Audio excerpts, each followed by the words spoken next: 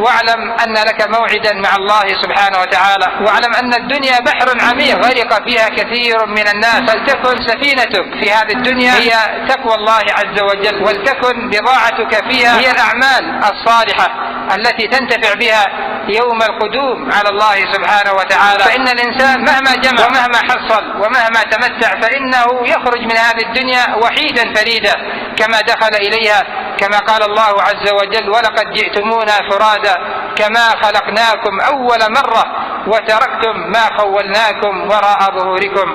وقال النبي صلى الله عليه وعلى آله وسلم: يتبع الميت ثلاثة: أهله وماله وعمله، فيرجع اثنان ويبقى واحد، يرجع أهله وماله ويبقى عمله. نعم يا عبد الله، لن يدخل معك قبرك قبيلتك ولا عشيرتك ولا أموالك ولا دورك ولا قصورك، إنما الذي يسليك في قبرك والذي يؤنسك في قبرك والذي تنتفع به يوم بعثك ونشورك هو بعملك الصالح، إن خيرا فخير وإن شرا فشر.